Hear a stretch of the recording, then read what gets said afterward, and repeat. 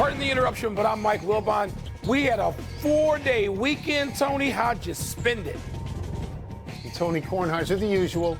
Golfing, napping, parkour. You know, it's what I do. Well, what are you, Spider-Man? Isn't parkour like jumping stuff? What are you talking about?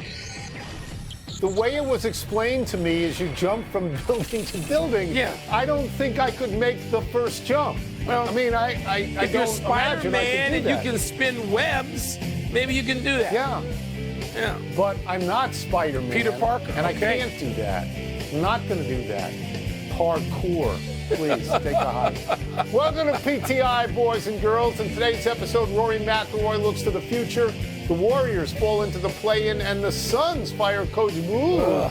But we begin today with Rory McIlroy winning the Masters, becoming only the sixth golfer ever to win all four majors. Rory won on the first hole of a sudden death playoff with Justin Rose by birdieing the hole he had just bogeyed to end up at a playoff to begin with.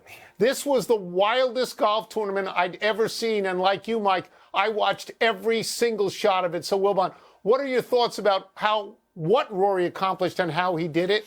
Well, Tony, to me, it's going to be memorable in ways that very few events are memorable. And sometimes it's not all good. I mean, you remember the Frenchman, Jean Van de Velde, who made a mess of the British Open and wound up rolling up his pants and getting in the way. You have visuals, right?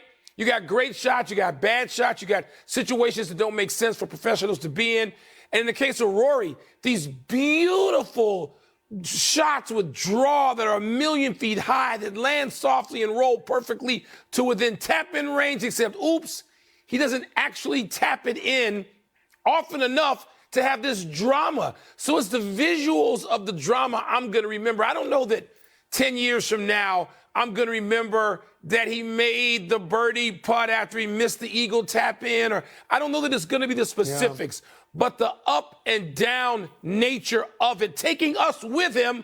You were so disgusted at one point yesterday. I thought you were going to have to just lay down and go to sleep. You sounded exhausted as we talked about this thing all day. Yeah, it was agonizing. I mean, for me to just watch, because I will say that I rooted for Rory. I did root for Rory even before the thing began, and I know you did as well. So I'm going to start with the big picture here before we get into granular shots. And the big picture is that Rory was great and Rory was awful. And because Rory won, the awful is going to go away, and it's going to be a redemption story. But, Mike, I believe I believe by winning this thing, he salvaged the rest of his career. Yes. I think if he had lost this, I would have joined a lot of people in basically saying, Rory, get out of golf and open up a driving range, because that's what you're good at now, because this isn't working. This is the greatest achievement of his career, and he choked like a dog many times in it. When the tournament begins on Thursday, he doubles 15, he doubles 17. It's gagapotamus. On Saturday, he opens up on 1 and 2, 3-3. Birdie eagle. He takes the lead. On Sunday, the same two holes, Mike. He goes 6-5, and he loses the lead. He made great shots. This is to your point. He made some great shots on 15. He made a great shot on 16. But he didn't get the putts that would have iced it. He did not get the putts that would have iced it. And he made terrible shots, inexcusably terrible shots on 13. Shots that you and I might on execute. 13. Yeah. Yes, he put it in the water. On 18, he put it in the sand. We would have done that. And he puts himself, and then on 18 again on the redo, on the first playoff hole, he puts it to 2 feet. And as I told you this morning, Mike, I was afraid he'd miss it. I was afraid he would miss that putt. By then, I thought the story was written, and he had to make it. If he misses there, I might have had to turn the TV off, too, because part of it was painful to watch. And I'm just glad he did, because Rory seems like such a decent fellow. Whether you agree with a stance or not here and there, he's out front, he's honest, he's candid, he wears his emotions. He doesn't hold back. Mike, he doesn't seem passive-aggressive. I just like Rory McIlroy. I just like him. He went down on the ground when he won, and he wept. Yeah. He didn't just get teary-eyed. He wept. Look, he was the main actor for 4 days. The other people were supporting actors like Scheffler and Oberg and Justin Rose and DeChambeau. This was Rory's stage.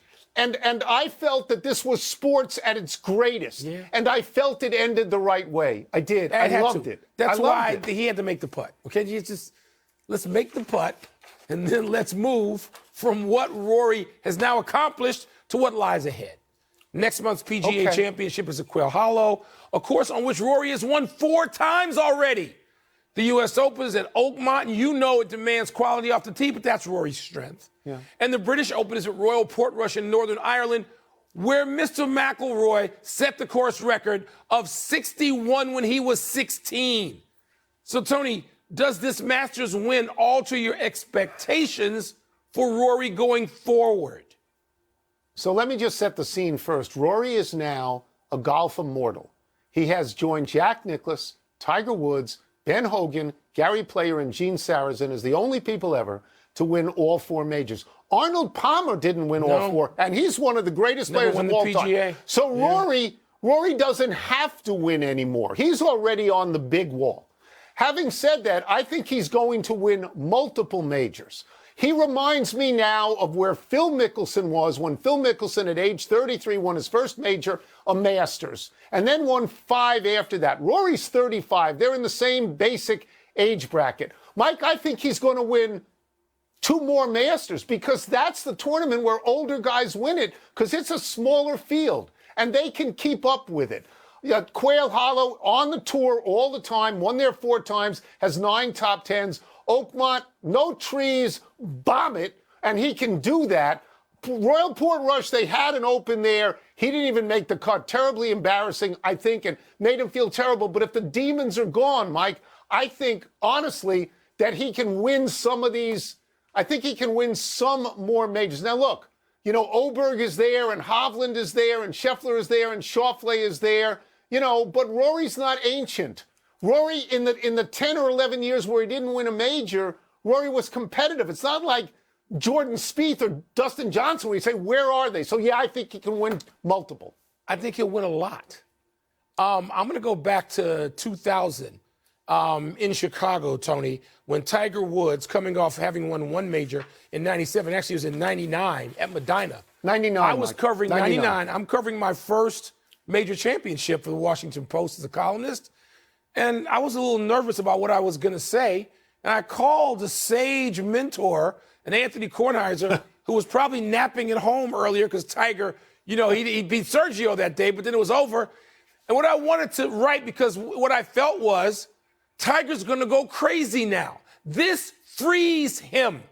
Winning the one that took off the pressure, which was the second one, freed up Tiger. And he wound up winning 6 of the next 12 major championships. Yeah. So I got that one right, and I feel I'm going to get this one right. I feel Rory is now freed, and there's no pressure because he's got this career thing That's the done, right word. And he is going to go wild, and he may win, 4 of the next 10. I just think his game is that good. And when you hear people say he's the best of our generation, they say it with admiration. Now he can go for it, and I think you will.